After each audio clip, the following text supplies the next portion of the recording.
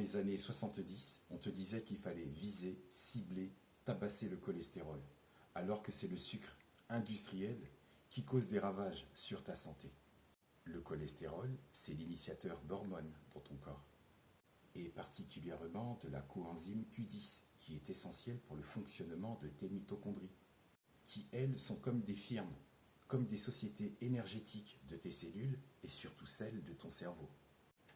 Donc, en baissant le cholestérol de façon drastique et à l'aide de substances médicamenteuses, comme par exemple les statines.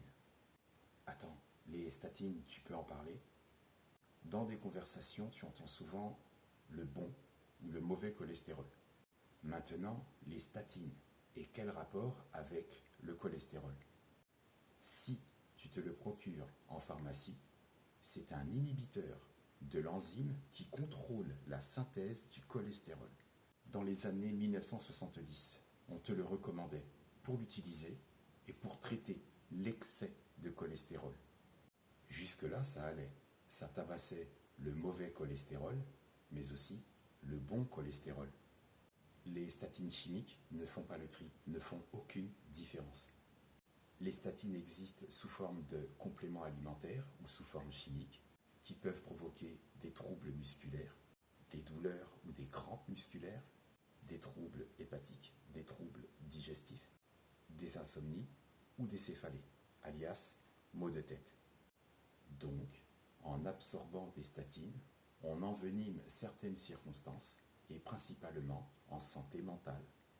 Le véritable ennemi de ta santé mentale, le véritable adversaire de ta santé mentale, c'est le sucre industriel, le sucre rapide, le sucre de table, alias saccharose. Ouais, d'accord, mais ce sucre blanc, il est fabriqué avec de la betterave, donc c'est sans danger, non? Bien que le sucre brun contienne plus de minéraux que le sucre blanc, les quantités de ces minéraux sont si minuscules, sont si riticules, qu'elles n'apportent aucun bénéfice pour ta santé. Même si le sucre peut former des cristaux, ce n'est pas un minéral. L'un des éléments qui le composent, c'est le carbone. L'industrie agroalimentaire fabrique du sucre blanc avec et à partir de la betterave. Oui, c'est vrai. Mais cette betterave, ils la font cuire à 140 degrés pendant environ 40 minutes. Résultat, ça en détruit tous les minéraux. Mais ce n'est pas fini. Ensuite, ils le passent au tétrachlorure de benzène, adjonction de lait de chaux, puis gaz carbonique, et parfois, accessoirement, du bleu de méthylène et un peu de colorant, parce que de base, le sucre naturel n'est pas blanc.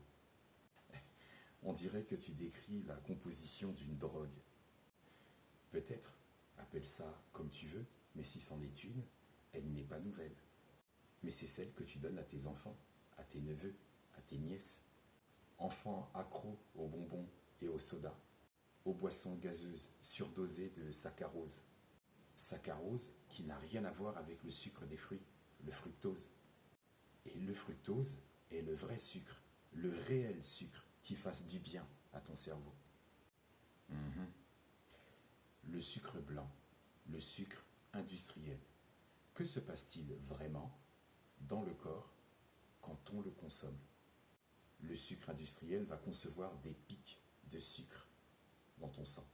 Ça va ensuite déranger, perturber et surtout déséquilibrer ton insuline. L'insuline, cette hormone qui fait introduire le sucre dans tes cellules. Et donc, quand ton organisme subit cette action de manière répétitive et cyclique, c'est ton corps qui réagit. Ton corps qui te parle quand ça produit des changements et des variabilités de glucose dans ton sang. Ouais, mais le glucose, c'est l'essence. C'est bien le carburant du cerveau, non? Si c'est un des carburants du cerveau aujourd'hui, ton cerveau, lui, il peut s'en passer. Et tu peux lui donner un fournisseur d'énergie plus sain et moins dangereux que le sucre industriel. Ton cerveau a un mode de fonctionnement précis pour synthétiser des corps cétoniques. Mais ça me fait penser à l'alimentation cétogène, pauvre en sucre. Et donc, ça améliore le fonctionnement du cerveau, c'est ça? Ce qu'il faut retenir, le sucre le sucre industriel.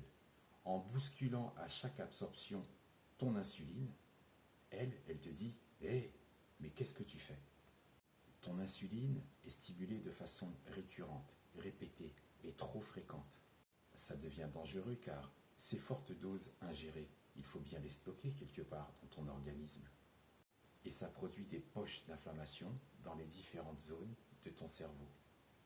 Ce phénomène s'appelle, et on le nomme, la glycation.